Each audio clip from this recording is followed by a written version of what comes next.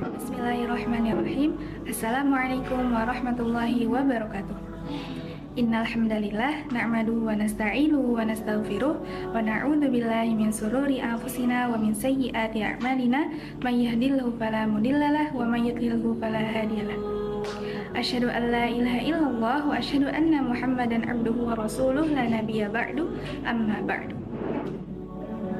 Salawat serta salam kita curahkan kepada baginda Nabi besar kita, Nabi Muhammad Sallallahu Alaihi Wasallam, yang telah membawa kita dari zaman jahiliyah menuju zaman Islamiyah. Di bulan Ramadan ini, sebaiknya kita harus segera mengecek kadar keimanan kita, karena ternyata iman itu tidak selalu sama.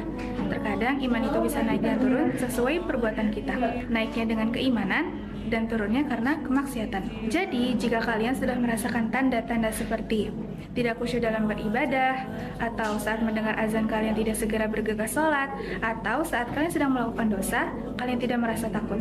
Namun ternyata hal itu adalah hal yang normal, karena ternyata kita sedang memasuki fase futur.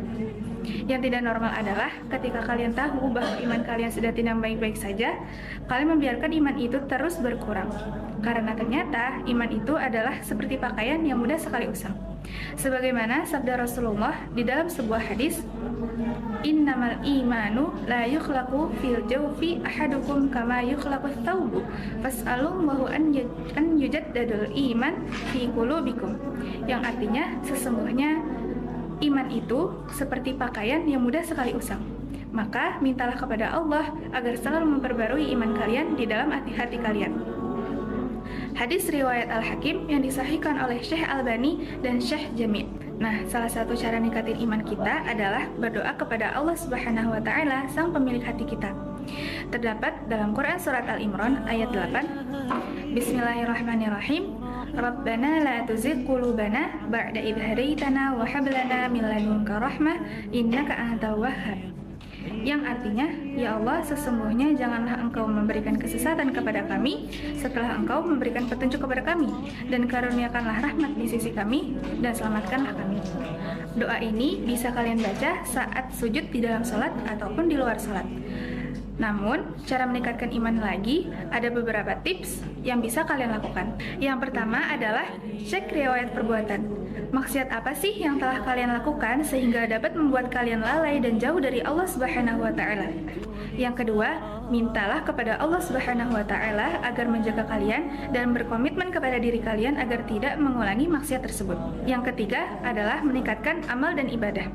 Ketika iman kita melemah, untuk mengembalikan iman kita kembali, kita membutuhkan sebuah loncatan yang lebih dari sebelumnya. Contohnya adalah melakukan ibadah yang jarang kita lakukan sebelum fase futur. Yang keempat adalah memperbanyak baca Al-Quran dan terjemahannya. Lebih baik lagi apabila kalian membaca tafsirannya, karena sesungguhnya ayat-ayat Allah itu dapat menambah kadar keimanan di dalam hati kita. Dalam Quran Surat Al-Anfal ayat 2. Yang kelima dan terakhir adalah perhatikan tontonan atau hal yang menjadi asupan kita, karena ternyata perbuatan kita setiap hari adalah cerminan apa yang kita tonton. Jadi sebelum itu lebih baik kita memperhatikan tontonan-tontonan kita yang tidak membuat kita lalai dan jauh dari Allah Subhanahu wa Ta'ala. Syukran dari saya. Wassalamualaikum warahmatullahi wabarakatuh.